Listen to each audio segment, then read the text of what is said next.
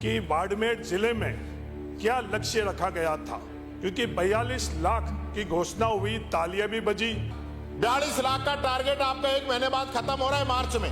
42 लाख में से कितना आपने पूरा किया है, कितना पूरा कर दोगे? ये हल्ला मचाने से काम नहीं चलेगा। जवाब देने दो मंत्रियों को। बोलो एक प्रश्न संख्या बोलो माननीय। प्रश्न संख्या 314 उत्तर आ गया है। ठीक है, अब पूछो। हमारे राजस्थान में 2019 के लाइफ स्टॉक सेंसस में गाय 1,39,000 और भैंस 1,36,000 दर्ज करी गई है। उसके बाद में आज अनुमान ये है कि गायों की संख्या से भैंसों की संख्या बढ़ गई है। समाज को और सरकार की नीतियों से हम सब लोगों का ये जिम्मेवारी बनती है कि हम गायों को कैसे पालें। शिकारपुरा महंत जी ने एक बार डांट कर मुझे बोला कि गाय पूजन से नहीं पलेगी, गाय पालने से पलेगी, और उसके में संरक्षण सरकार को देना चाहिए। सभापति महोदय, मेरे आपके मार्फत मंत्री जी से निवेदन है कि सबसे ज़्यादा पशुधन राजस्थान में बाड़मेर जिले में, आप प्रभारी मंत्री भी हैं, जो प्रावधान है उसमें प्रत्येक कैंप के अंदर सर्वेयर अनिवार्य तौर पर आना चाहिए, और कैंप में अगर सर्वेयर नहीं आई तो 500 रुपये उसके ऊपर पेनल्टी का प्रावधान है। तो बाड़मेर में ऐसे कितने कैंप में सर्वेयर नहीं आई? दूसरा कि बाड़मेर जिले में क्या लक्ष्य रखा गया था, क्योंकि 42 लाख की घोषणा हुई, तालियां भी बजी, और 21 लाख से 42 लाख के बीमे का, और हुआ कितना अभी तक? 10 लाख हुए हैं। तालियां तो 42 लाख की 21 लाख की जगह, और हुआ सिर्फ 10 लाख। तो मेरा निवेदन है कि बाड़मेर जिले में कितना लक्ष्य रखा गया, उस लक्ष्य के सामने कितना बीमित हुआ है। ठीक, माननीय मंत्री जी। माननीय अध्यक्ष महोदय, मैं बायतू से आने वाले माननीय सदस्यों को बताना चाहूँगा कि हमने 2025-20 में 21 लाख पशुओं के बीमा करने की घोषणा की थी, और 24-25 में, और 25-26 में भी 21 लाख की घोषणा की थी। 42 लाख। तो दोनों मिलाकर के हम 42 लाख पशुओं का बीमा दोनों मिला के हैं। दोनों मिलाकर के हम 42 लाख पशुओं का बीमा कर रहे हैं। माननीय सदस्यों को बताना चाहूँगा कि उस 42 लाख में से हमने 31,10,745 के आवेदन रजिस्टर्ड कर लिए, और उन 31,10,745 में से 27,53,656 आवेदन सही पाए गए, और उनमें से हमने 16,24,567 पॉलिसियाँ जारी कर दी, और जो शेष आवेदन थे उनमें 5,31,887 निरस्त हुए। निरस्त का कारण है कि पशु या तो हमारे अधिकारी वहाँ गए तो वो उपलब्ध नहीं थे, किसी ने पशु बेच दिया, या कोई माइग्रेट करके चला गया, किसी का पशु बीमार था इसलिए उसको उसमें योजना में नहीं लिया, किसी का दुधारू पशु नहीं होना, और पशु की उम्र कम या ओवर एज होना भी इसमें शामिल है। इस तरह से 5,31,887 पशु फॉर्म निरस्त हुए। 5,97,202 फॉर्म अभी प्रक्रियाधीन है, उनकी भी शीघ्र ही पॉलिसी जारी होगी। और एक और जानकारी माननीय सदस्यों को देना चाहूँगा कि अभी तक हमने 31,31,448 पशुओं की मृत्यु होने पर उनको क्लेम भी हमने 6,984 दावों का हमने क्लेम भी दे दिया। 13 करोड़ 69,70,000 रुपये हमने क्लेम भी दे दिया। हो गया। और माननीय सदस्य को ये भी बताना चाहूँगा कि आपके बाड़मेर और बालोतरा, हमारा जो पशुपालन विभाग से अभी एक ही जिला चल रहा है, तो उसमें हमने 1,95,534 पशुओं का रजिस्ट्रेशन किया। उसमें 1,83,020 फॉर्म सही पाए गए, 90,333 की पॉलिसी जारी हुई, 27,045 फॉर्म निरस्त हुए और 65,742 अभी पॉलिसी हेतु प्रक्रियाधीन है। और माननीय सदस्य को यह भी बताना चाहूँगा कि आपके बाड़मेर बालोतरा जिले में 2424 दावे पेश हुए, 369 का भुगतान हो गया, 49,39,40,000 का भुगतान भी हो गया, 1887 अभी प्रक्रिया देने और 168 निरस्त हुए। और आपने जहाँ तक बताया कि कैंपों में हमारे सर्वेयर नहीं आते, निश्चित रूप से हमारे सर्वेयर आते हैं, डॉक्टर आते हैं, और जितना टारगेट दिया वो पूरा का पूरा हम धीरे धीरे इसको पूरा करेंगे। हमारा 42 लाख का जो है संकल्प है उसको हम पूरा करेंगे। ये सतत प्रक्रिया है। माननीय सभापति महोदय, मुझे आपके संरक्षण की आवश्यकता है। जो उत्तर लिखित में दिया गया है और जो मंत्री ने बोला है उसमें अंतर है। मेरा बिल्कुल साधारण सा सवाल था कि कितना लक्ष्य रखा गया और उसमें से कितने बीमित हो गए, वो उत्तर मुझे नहीं मिला। सभापति महोदय, मंत्री जी बहुत सज्जन सीधे हैं। आप दोनों ही हमारे हैं। यहाँ बाड़मेर के प्रभारी मंत्री है, बाड़मेर में जाते हैं तो गैर संवैधानिक पावर सेंटर इनको काम नहीं करने देते हैं। पाली में जाते हैं तो वहाँ आदरणीय मदन राठौड़ जी रहते हैं। तो इन सीधे साधे मंत्री जी का भी संरक्षण माननीय अध्यक्ष महोदय, ये गलत बता रहे हैं। आरोप नहीं, माननीय सदस्य गलत बोल रहे हैं। प्रश्नकाल है, मंत्री पे आरोप नहीं, प्रश्न चर्चा नहीं। मैं संरक्षण मांग रहा हूँ। आप ये कहोगे आंकड़े गलत है तो मैं जिनके कालखंड में ऐसे कारनामे हुए, आरोप नहीं लगा रहा हूँ। जिनके कालखंड में ऐसे कारनामे हुए वो इसे आरोप लगाते हैं। मेरा संरक्षण मांग रहा हूँ और मंत्री जी का भी संरक्षण मांग रहा हूँ। मैं दोनों का संरक्षण मांग रहा हूँ। बता दो आपको मंत्रिमंडल से क्यों दोनों हटाया का गया? संरक्षण मांग रहा हूँ। तो मेरे सवाल का जवाब नहीं मिला। हाँ उल्लट से तो कोई जवाब नहीं मिलेगा। रिकॉर्ड में मैंने सवाल किया, रिकॉर्ड में उत्तर किया है, दिया है। सभापति महोदय, आपका संरक्षण चाह रहा हूँ। जो गैप है मेरा संरक्षण मेरा अधिकार है सप्लीमेंट्री और क्वेश्चन मैं पूछे। किसी और के संरक्षण इन्होंने उत्तर को सही माना और सप्लीमेंट्री क्वेश्चन पूछे। सप्लीमेंट्री क्वेश्चन पूछना है। सभापति महोदय, मेरा संरक्षण मेरा अधिकार है और किसी और का संरक्षण मांगना ये नियमों के अनुसार है। राजस्थान में किसी है। व्यक्ति का संरक्षण मांग सकता हूँ। मेरा प्रश्न ये है 10 मिनट, कि 8 कितना मिनट। प्रीमियम, एक तो संरक्षण दे दीजिए, दूसरा कितना प्रीमियम राजस्थान में इन कंपनियों को दिया गया है और कितना उन प्रीमियम के सामने क्लेम राजस्थान में मिला है। पर जवाब दे दे, पहले वाला भी नहीं।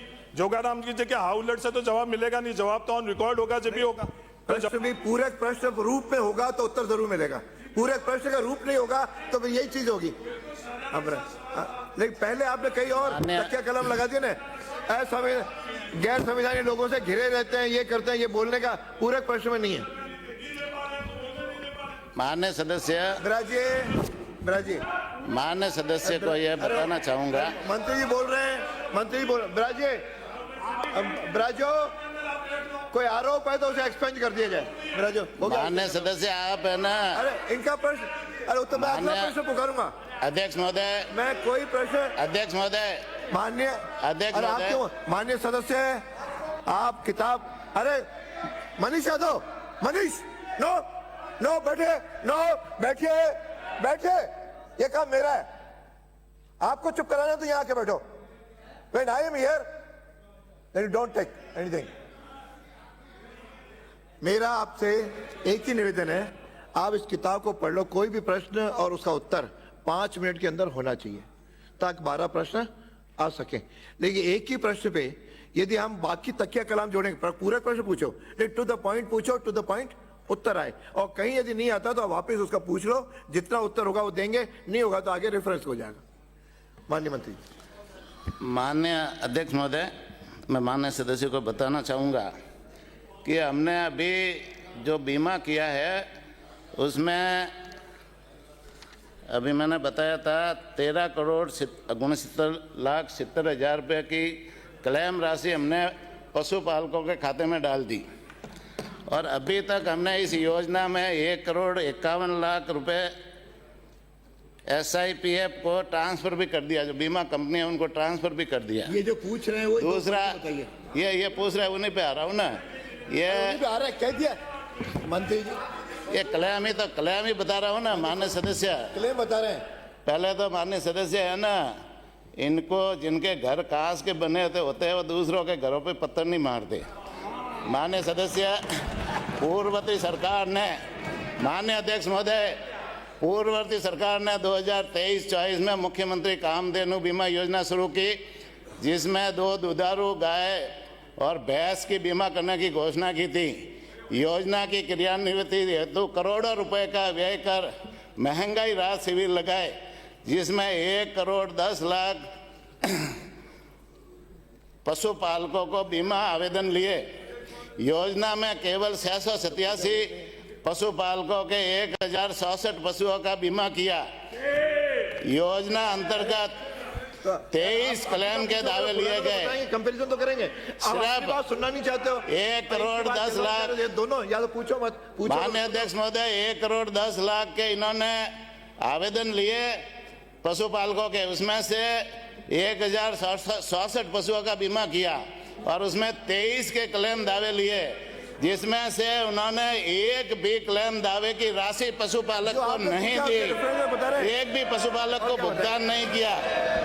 आपके समय के माननीय अध्यक्ष महोदय, इनके समय के 23 में से 21 पशुपालकों के दावों का निस्तारण हमने किया, हमारी सरकार आने के बाद में किया।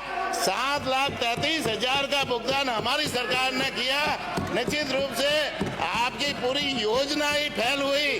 हम तो 42 लाख पशुओं का बीमा करेंगे और 42 लाख में से हमने 31,10,735 का रजिस्ट्रेशन कर दिया और 16 लाख से ज्यादा पशुओं का है ना, पशुपालकों को हमने क्लेम भी दे दिया, पॉलिसी भी बना करके दे दी। हमारी योजना चल रही है, सतत प्रक्रिया में चल रही है और आगे भी चलेगी। अब अगला प्रश्न, अध्यक्ष जी, एक मिनट। ब्राजे इतनी बड़ी, ब्राजे आप आपके लीडर खड़े हो गए, हो गया, दो हो गए, इतनी लंबी हो गए, बहस होगी इस पे। उत्तर तो जो उनको देना था उन्होंने दे दिया। मैं आधा घंटा प्रश्न नहीं चला सकता, आधा घंटा प्रश्न नहीं चल सकता। माननीय सदस्य आपको एक लाइन में पूछ लो। जो क्वेश्चन पूछे उन्होंने 2 सप्लीमेंट्री पूछा। पहला पूछा भाई बाड़मेर के क्या टारगेट थे, क्या पूरे किए, आपने नहीं बताया। दूसरा इन्होंने पूछा कि आपने बीमा की किस्तें कितनी भरी और कितना क्लेम उठाया, आपने नहीं बताया। यानी दोनों के जवाब नहीं आए और फालतू जवाब दे रहे। ये क्या बात हुई? और आपने 42 लाख की बजट घोषणा है आपकी, 42 लाख की। 42 लाख का टारगेट आपका 1 महीने बाद खत्म हो रहा है मार्च में। 42 लाख में से कितना आपने पूरा किया है, कितना पूरा कर दोगे? ये से काम नहीं चलेगा। जवाब देने दो मंत्रियों को। बीच में खड़े हो जाते। उप नेता को बताना चाहूंगा कि हमारा 42 लाख का टारगेट है, 42 लाख पूरा करेंगे और ये सतत प्रक्रिया है। हमारा बीमा योजना बंद नहीं हो रही है, हम 42 लाख को पूरा करेंगे, हमारी योजना बंद नहीं हो रही है।